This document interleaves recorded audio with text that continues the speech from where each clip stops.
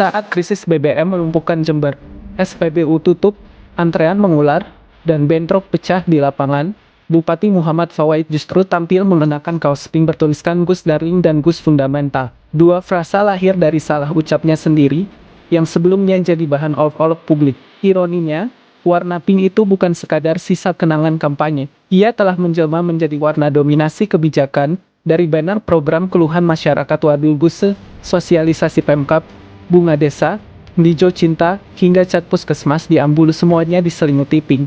Bahkan nama program yang seharusnya netral ikut diberi embel-embel Gus. Kaos pink ia kenakan di kunjungan kerja, press release, hingga Jember Fashion Carnaval. Sementara di banner resmi Pemkab, bukan foto wakil bupati yang berdiri di sampingnya, melainkan foto istrinya, meninggalkan kesan bahwa lingkar kekuasaan ini lebih mirip dinasti keluarga ketimbang kemitraan pemerintahan. Apakah ini strategi politik modern? Atau sekadar panggung personal yang menutupi ketidakmampuannya memimpin Jember? Sejak masa kampanye pilkada lalu, bahkan sebelum Muhammad Fawait resmi mendaftar sebagai calon bupati, warna pink sudah menjadi bendera kebanggaan posko pemenangan dan baliho-baliho bergambar wajahnya. Label Gus yang menempel di depan namanya, sebuah identitas anak kiai yang syarat makna kultural, dikawinkan dengan warna yang di mata publik identik dengan kelembutan. Tetapi dalam politik, justru dipakai sebagai senjata branding yang agresif. Warna pink waktu kampanye jelas diposisikan sebagai kontras dari lawannya, Hendy Siswanto, yang kerap diasosiasikan sebagai kaum tua. Ia seolah ingin menegaskan bahwa dirinya adalah simbol generasi baru milenial, modern, dan penuh gairah perubahan. Tren ini sejalan dengan panggung Pilpres, di mana pasangan Prabowo Gibran memilih warna biru langit untuk membidik pasar anak muda. Bedanya, Prabowo menanggalkan warna biru langit itu setelah dilantik menjadi presidennya tak lagi menjadikan warna tersebut sebagai simbol kekuasaan, hanya sesekali memakainya untuk nostalgia bersama relawan. Tapi Fawait memilih jalur berbeda dengan Prabowo sebagai ketua umum di partainya dan patron politiknya. Begitu ia menapakkan kaki di pendopo, warna pink itu tak sekadar jadi kenangan kampanye yang menjadikannya warna dominasi kebijakannya.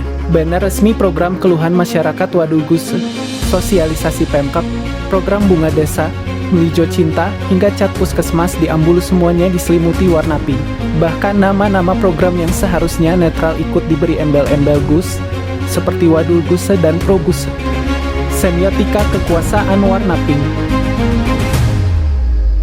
Dalam kacamata semiotika, warna pink lazimnya dikaitkan dengan kasih sayang, kelembutan, dan sentuhan humanis. Namun di tangan Fawait, pink bergeser menjadi simbol hegemoni personal. Warna ini tidak hanya menjadi latar visual, tetapi penanda kehadiran sang bupati di semua lini kehidupan publik. Puskesmas Ambulu bercat pink, backdrop acara resmi pink, media sosial Pemkab pink. Setiap kemunculan warna itu seolah menjadi tanda bahwa kebijakan dan pelayanan publik adalah perpanjangan citra pribadi Fawait, bukan sekadar kerja kelembagaan Pemkab Jember.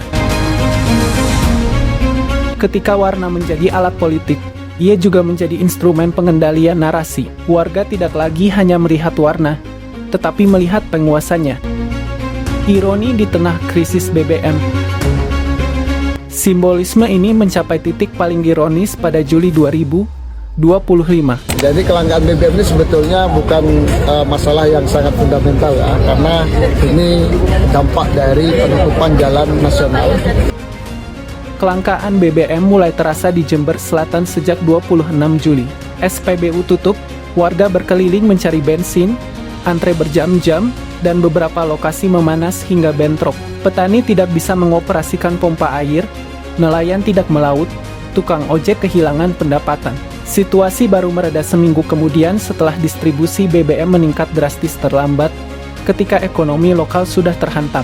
Alih-alih tampil dengan langkah darurat atau meminta maaf, Fawait memilih tampil di publik dengan kaos pink bertuliskan Gus Darling dan Gus Fundamental, dua istilah yang lahir dari salah ucapnya, dan sebelumnya jadi bahan olok-olok media sosial.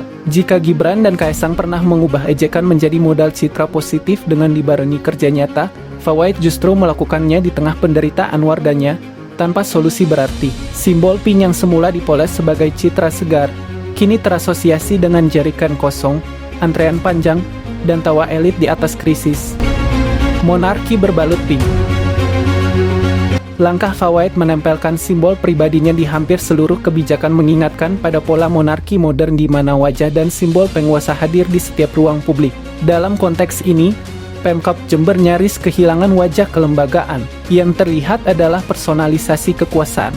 Bahkan dalam materi resmi pemerintah, posisi wakil bupati jarang muncul. Sebaliknya, publik disuguhi foto istri Fawait di sampingnya. Simbol pink menjadi penanda teritori politik yang tidak hanya memonopoli ruang visual, tetapi juga membentuk persepsi publik bahwa kekuasaan adalah milik satu lingkaran keluarga, bukan hasil mandat kolektif rakyat. Bagi sebagian warga, pink mungkin sekadar warna. Namun bagi Jember, pink ini adalah penanda kekuasaan, simbol personal yang merambah hingga ke layanan publik, dan ironisnya tetap dipamerkan bahkan ketika krisis melanda.